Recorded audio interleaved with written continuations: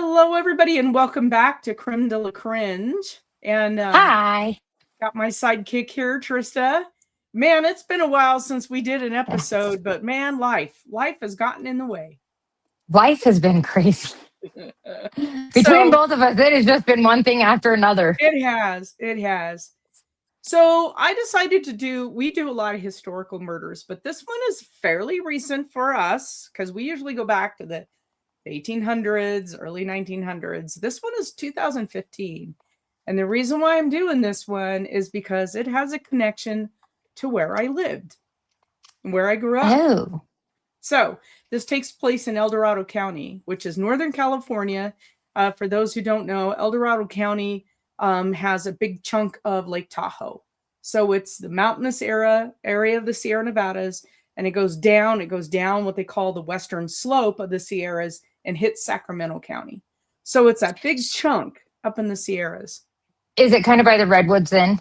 Nope, not at all. So no. Okay. I am going to show you where it is so you have an idea. Okay. This is, let me share this screen. I'm going to show you a map of the county. So this is the county. There's Folsom. Do you see my cursor? Mm-hmm. Okay, that's Folsom, where like Folsom Prison is. Okay, so if you scroll out a little ways, this is all El Dorado County. This is way up in the Sierras. Here's Lake Tahoe. Okay. So this is all like Heavenly Valley Ski Resort, Kirkwood Ski Resort, Sierra Tahoe Ski Resort. All of this is very, very mountainous, like really high mountains. And then you come down. So where we're talking about is this little place right here. Okay. So I grew up this whole area. I have Georgetown connections, grew up in Camino, Placerville. I mean, all of it. So, but this is a tiny little town. And I'm going to show you as we get going here, also the street and where the house was located. So you're going to see it. So 2015, I know I didn't live up here then, but this was actually only about 3 miles from where I did own a house. So it was very close to where I owned the house. And on September 13th, 2015, a fire was seen. And now this is really high mountains. Sierra Nevadas is a very dry forest. It's not at all like the redwoods. Like you don't hear fires in the redwoods because it's a pretty wet forest. Yeah. A lot of moisture. But this up in the western slope of the Sierra Nevadas, it's very dry. It's bone dry. So if there's any smoke, holy moly, this is kind of the areas that you have these 1 million acre fires, like 300,000 acre to 1 million acre fires. When they get going, they really move. So they saw some smoke, and fire officials went to this place immediately when smoke was observed, and they were able to contain the damage to just a few acres right there in the house, which was for September. It's always dry, hot up there. And they felt really, really lucky. And they observed that a small structure had burned to the ground. And they have, so Garden Valley is where my house was. This is Greenwood. A lot of them are volunteer firemen. It's not like you have big fire stations. It's volunteer fire departments. So they got super lucky on this fire. But when they were there and they were putting out the fire, they had this smell that they couldn't identify. They're like, what? They just couldn't identify the smell. Yeah. So it was when they started kind of poking around through this building that they found a skull in a part of a chest cavity. And they went, oh, God. So, yeah, that's the smell. Then they found a second set of bones. So, let's get into this. So, this was the residence of Adam and Molly and Buchanan. And Adam and Molly Buchanan actually lived in everybody coined it the Bay Area. So that's down by San Francisco Bay, and you have Contra Costa and all of these different counties down there. But they lived in the Bay Area, but they had bought this place up on this in the area of the Sierra Nevadas to build like a they were renovating like a summer home so that they could come up there and spend summers and getaways and Christmases, because it's really nice. Like winter up there, even though Lake Tahoe is in this county, if you hit 28 degrees, people freak out. It just doesn't get cold. Like we can get a lot of snow, but you don't get cold. It's so nice. I would like that. I would really like that. It's really, really nice. So they bought this place, and they had kind of a rocky relationship. Like Molly's mom said, there were times when I'd worry they would kill each other. I mean, they really would get into some big knockdown dragouts. But when the investigators are looking around the crime scene, they're like, there's no weapon. They would first thought maybe this was a murder-suicide. Yeah. But there's no weapon. And so they're like, okay, then that means absence of a weapon means there was a third party there. What's going on? So there was a Dodge truck near the crime scene and a 2-axle trailer, and it was registered to Adam, who had Buchanan Construction. So this guy, they lived in Benicia, California, which is Bay Area. And so they're like, okay, this guy, obviously, I mean, he was rebuilding this old rundown place, and they were going to make it really nice. So when they sent an officer, I think from Benicia, to the Buchanan home, where Nolan, who is Adam's 16-year-old son from his first marriage, so Molly was a stepmom, they found Nolan home alone, but he's 16. I mean, who cares? He's 16.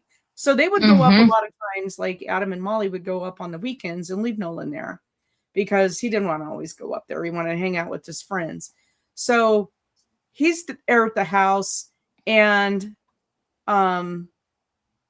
he said his dad and Molly, who actually was his fiance, I guess, technically, but everybody called him his wife. They were together quite a while, and their 8-year-old son. So they'd been together quite a while because they had a son. They were all at the cabin up in Greenwood, and Nolan said he wanted to stay at home. He's like, "What's going on? Why are you here?"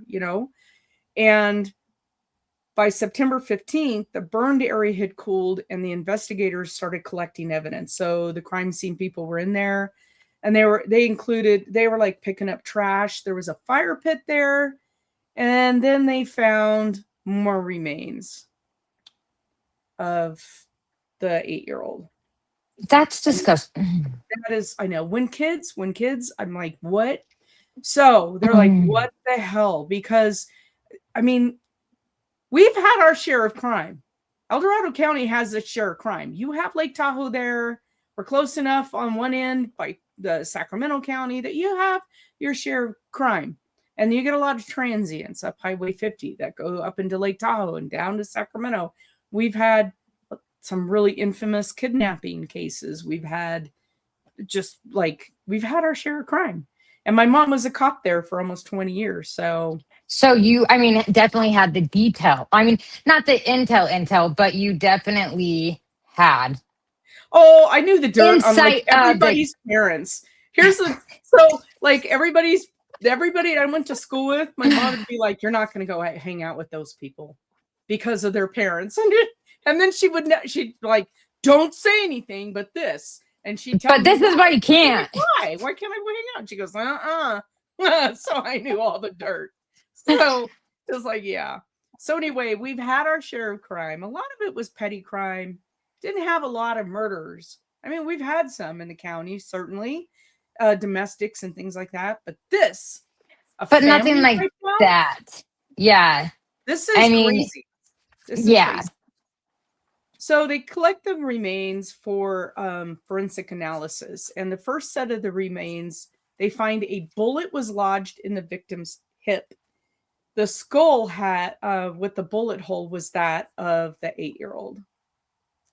And So it was Adam and Molly and their son Gavin who had been murdered. And I just feel so terrible for these people. And this little boy who anyway.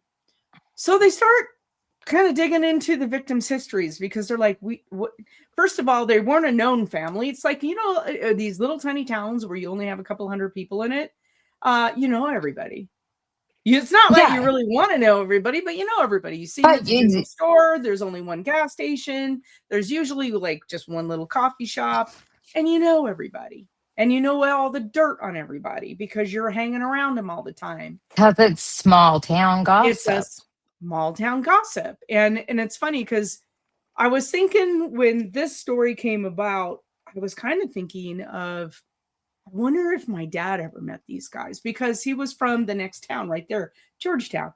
And he had his place up there and they had the coffee clutch every morning. All the guys met for. That's so cool. This cafe, I know this cafe was so cool. It just had long picnic tables and they would like, there's my dad who's the artist and who's like uber conservative, having coffee with the next guy who had Smelly Mel's septic service. And then another guy who was like a completely radical left wing, but they all get along and have coffee. That's the way life is supposed to be. Yes. They all got along. They all had fun. They all laughed. They had breakfast or coffee every morning. And that's the way life is supposed to be. Right? Yep. You can the one thing that makes us beautiful and walk in and have a good time. Yes. So it used to crack me up because when you go to this restaurant, there's just every Friday was Cowboy Hat Friday in the restaurant. So everybody had their fake mustaches, like their big, and then their cowboy hats, and they'd all sit there with their mugs, and all this whole restaurant's just plastered with photos of the coffee clutch, right? So anyway, I wondered, like, these people were not from El Dorado County, but certainly they probably went to the only cafe around there and had coffee. And I bet they met all, like my dad and all the guys, that would hang out there. Oh, yeah. And I just, this kills me. The story just kills me because I feel so bad for these people. So again, they had their share of problems. They fought a lot, but they were trying to get it together. And they had enough money in their pocket from the construction company to go ahead and buy this summer property and start fixing it up. And maybe they'd flip it. Maybe they'd move there. And since they didn't find a weapon, they're like, well, let's start digging into what's going on. So Adam ran the construction company where Molly worked there too. She was the office manager. And you see that a lot with mom and pops. Mm-hmm. Like the one all the time. I mean, doing the trade, the other person's doing the office. And it happens more than people think. Yes. And little Gavin was in 3rd grade. I mean, this little boy. Dude, I think that's the hardest part for me is the little one. Like, I know. No, I know. Absolutely not okay. So after the fire on September 13th, this hits the news. Obviously, this is going to hit the news because nobody can keep something like that quiet. They talk about remains were in the cabin, were identified of the missing trio, and all 3 victims had been shot with a .22 caliber rifle before the fire. So, September 30th, a couple of weeks after the fire, Nolan, who is the 16-year-old who was at home during all of this, he's arrested at his high school in Benicia. Yeah, in front of everybody. They walked in, took him out. They made the announcement of the arrest was made by the El Dorado County Sheriff, John DeAgostini, and the district attorney said that Nolan had been charged as an adult in all 3 murders. So they point to evidence at the scene that hold on, I just lost my place. Let's see. The evidence at this scene showed that Adam was actually up there with the family. So when Molly met Adam for the first time, he was already divorced and he had had Nolan from a previous relationship and he had custody of Nolan. That didn't matter to her. She fell in love. She really wanted to build this great relationship with Nolan. She's the stepmom, but she was the cool stepmom. She wasn't gonna like, I'm not taking the place of your mom. You're just a cool stepmom, you know? Yeah. And then they had Gavin. She and Adam had Gavin, and everybody said that they were really, really close knit. Adam, who earned enough money to provide a pretty comfortable life, and they purchased this vacation property, but I think there were enough marital strains, maybe financially, maybe they got in a little over their head with this property, that they were actually kind of sleeping apart at this point. And Nolan said that they were fighting all the time. Her mother said they were fighting all the time. But they were still trying to like, let's try to figure out this. We have a son. They weren't quitting. They weren't quitting. Not yet. They hadn't hung it up yet. They were trying, I mean, and there's nothing wrong with couples sleeping apart. I think there's a stigma on it. Right. But if that's what you need to do at that point in timing, that's what you do. But that's the thing. They weren't giving up like everybody does nowadays. Right. And so they really dived into Adam's businesses, his contacts, her contacts. Like, could they have owed money somewhere? Like, was there a mark that was called on them? Like, what happened to these people? Because these are not, when they look, you know, when detectives look at crime, you're either what do they say? You're either an easy mark or you're not. Someone who has, you get up in the morning, you go to work, you come home, you do this, you do that. You're not out with a risky lifestyle. You're not an easy mark. Yeah. Then they're like, what happened? Because these people just went to work and they came home. They'd go up here, they'd fix up the cabin, they'd come home. They were not out doing a bunch of stuff that would warrant a murder. Like they can't figure this out. So the angle of the bullet wounds suggested that they ruled out. Well, first of all, they ruled out the murder-suicide because they couldn't find a weapon. And then they said the angle of the bullet wound suggested that this was not murder-suicide either, and we'll get into that. So when Nolan was brought in for questioning the first time, he claimed that his parents had gone to the vacation house in the Dodge truck to renovate it while he stayed behind at home because he didn't want to go up. He wanted to hang out with his friends. And this, you know, at first the detectives were like, well, that makes sense because the Dodge truck and the big trailer that had the construction tools and all that in it were at the house, at the cabin. So that makes sense. And so then they had closed circuit TV evidence of Adam driving the Ford up to the house. So when the family had stopped and they'd looked at credit card receipts and everything else, because they're looking at financials, did they owe people? And they're like, oh, well, wait a minute. There was a Taco Bell on the way up to Greenwood. And so I'm thinking they came up Highway 80 into Auburn where there's a Taco Bell. And then they came down the grade and back up to hit Greenwood because it's right. There's Highway 80 that goes up to like Truckee and Reno and Highway 50 that goes up to Tahoe. And in the middle is Greenwood. So they probably came up 80 from the Bay Area. And so they're like, oh, he went to Taco Bell. It's on their bank statements. So they go and they pull the video. Yep. The three of them were in the Dodge truck. That's them on their way up to the house in Greenwood. So by this time, Adam's identity card and the rifle used to commit the murders were discovered by students cleaning up near the vacation house. So some students were on an adjacent property doing like picking up trash. I don't know why. Maybe they lived there. But anyway, they went, isn't that the name of the guy that burned up in the fire? I mean, that's what kids are like. And then they're like, see a weapon and they're like, what?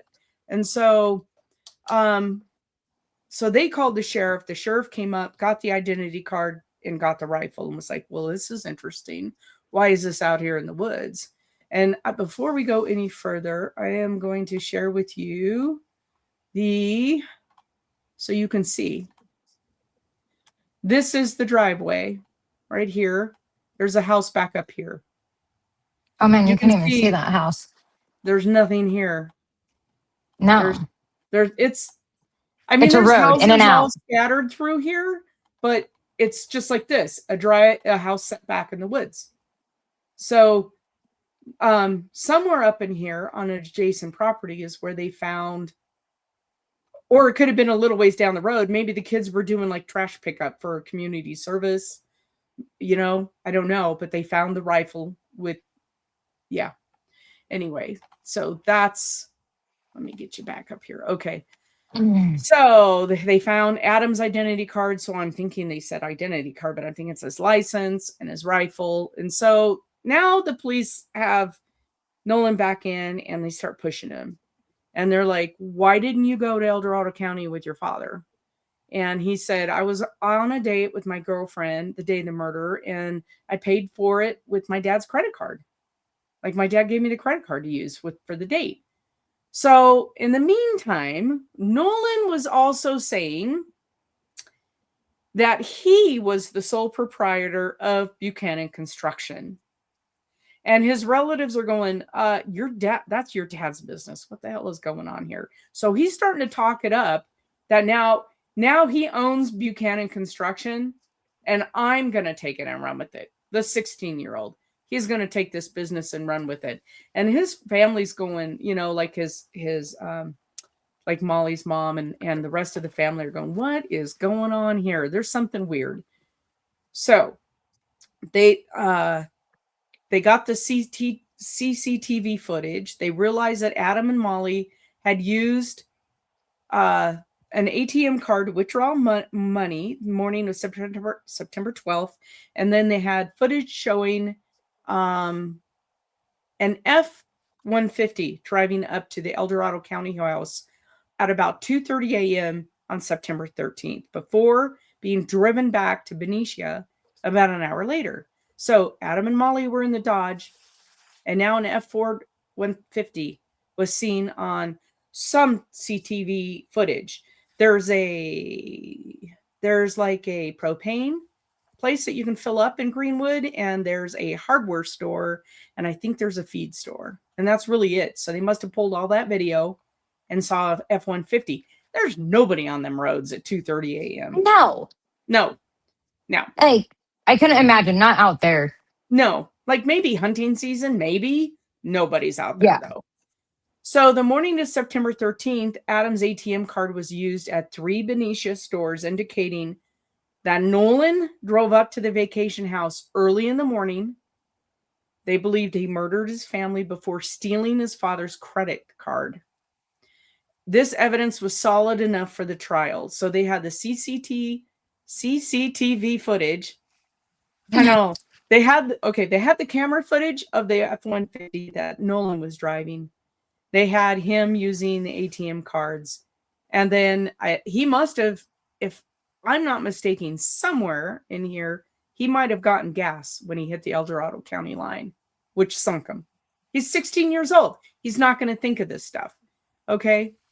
When he went to trial, he pleaded not guilty to the charges against him and pleaded innocent. Tried to spin the narrative that his father was the one who shot the family, and he went up there, but his father shot him, and he was acting in self-defense, so he picked up a gun and shot his father. So that's what he was saying. No, my dad killed Molly and Gavin, and I then took out my dad because of what was going down. So the jury's not stupid. Juries aren't usually that stupid. They get it wrong, but most of the time they can see through it. And there was a jury of 7 men and 5 women, and they convicted him of 3 counts of first-degree murder with multiple enhancements for the use of a firearm in the commission of a crime. The jury deliberated for about 2 hours before returning their verdict. And he was in jail pending sentencing hearing. So the court process came out.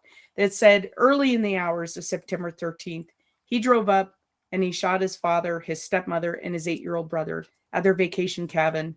And then he doused the bodies in gasoline and set it on fire. He burned the cabin down to its foundation. Then he drove back to Benicia and denied being at the cabin. Okay. So he concocted intricate lies. He thought he was going to get away with it all. But the evidence showed that he planned the killing before leaving for the cabin that weekend, even though he attempted to establish the alibi and manipulate police. And then his big plan was to take over the family business. He thought he would be like a millionaire. They weren't millionaires. They were doing okay, but they weren't millionaires. Living in the Bay Area of California is extremely expensive. So they were doing I don't doubt that. But they weren't millionaires. Yeah. So he testified during the trial that his father, Adam, killed Molly and Gavin, like we said before. He argued that he wrestled the gun away from him and then shot him in self-defense. The district attorney countered. They said that's forensically impossible from all of the forensics they found at the scene. Okay. He testified. Well, here's my thought with that. If your father was trying to kill you, why wouldn't you call the cops? Why would you? Yeah. Like if he wrestled the gun away, like why wouldn't you? Anyway. So the jury found him guilty on 3 counts of first-degree murder, but this was right at the time, because he was tried as an adult, and this was right at the time. Let me find it in my notes up here. That California was saying if you're 16 years old, you can't be tried as an adult. So I think, and I'm not seeing it right now, but I think that he ended up getting a lesser sentence. Like they gave him the 3 life sentences, but then they said because he was a minor when he committed the crime, because California is incredibly soft on crime, they brought that sentence down. And I wanted to see if I can find so he was sentenced to 150 years for 3 counts and 3 special allegations. He got out on parole. He could get out on parole in 50 years. 50 years. So thankfully, or 25 years. Sorry. How many? No, it's 25 years.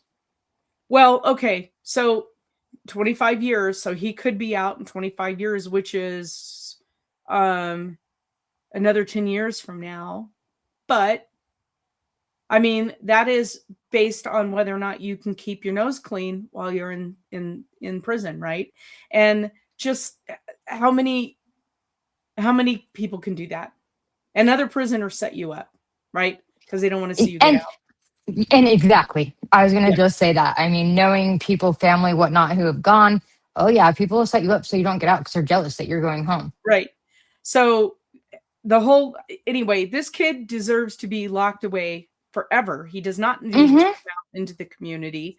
Kids that are this sociopathic are not going to all of a sudden become decent human beings. No. Once they've done 25 years. He does not need to be out among us. And I feel well, he's gonna, I mean, I always say you go in with an associate's and you come out with a doctorate's. He had already done something so inhumane. Right.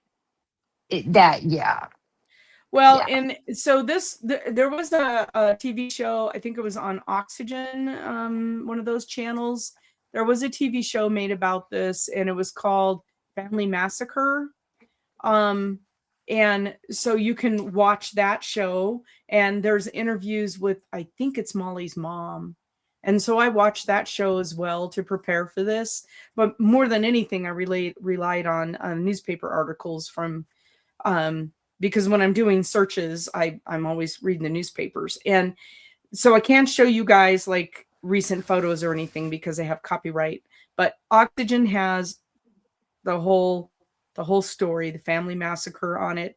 And it's amazing how this kid, like 16, he orchestrated this whole thing. But when you're 16 too, you're not, I mean, even people who are really seasoned at being really bad, they can't outthink forensics anymore. No. I mean, they can't do it. So he screwed up in a lot of steps, and they caught on to him really, really quick. They had him arrested within 2 weeks or about 2 weeks later. And that was it. I mean, there really wasn't any other there wasn't anybody other that was a suspect. They didn't know anybody in the county. It's not like they had a long-standing feud with their next door neighbors. This was it. Yeah. And when you're caught on, CCTV at 2:30 in the morning, heading up there. Yeah. I and mean, it's wild to me. Like, we hear about these kids that kill their parents, and I'm just like, how are you so messed up in the brain? I mean, and it's not like these parents are like abusing them or anything like that. I was going to say, what is that young girl who did time in prison? Her boyfriend killed her mom, and her mom. Gypsy Rose. Yes, thank you. So yeah, I can kind of understand.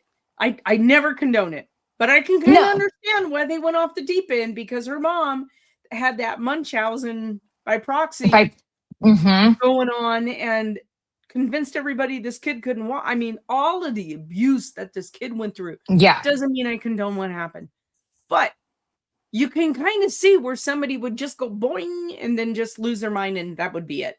I can kind of see that. But most in definitely, this case, no, absolutely not. So no. This kid he wanted money. He wanted the money out of the business, and he thought he was going to be some kind of millionaire. And I bet there was a lot of jealousy between him and his new brother. I bet he had a lot of problems. I can just see the whole family dynamic. Like, oh, they blended families are hard more than me. And no, yeah. Anyway, there's no talking to a 16-year-old who's bent on destruction. You're not going to be able to fix that. No, there sure isn't. I know that all too well. Yeah. So anyway, my heart goes out to the Buchanan family and for what they went through, and Molly's family. It just terrible. And I hope it's mind-boggling. Yeah, mind-blowing. And I hope this kid stays in prison forever. So that's our case tonight. Leave us a comment if you've heard about it. Let me know if you've ever been to Greenwood or Georgetown or Garden Valley up there in El Dorado County. That's where my heart is. But anyway, we'll catch you guys next week for another show. Bye, guys. Bye.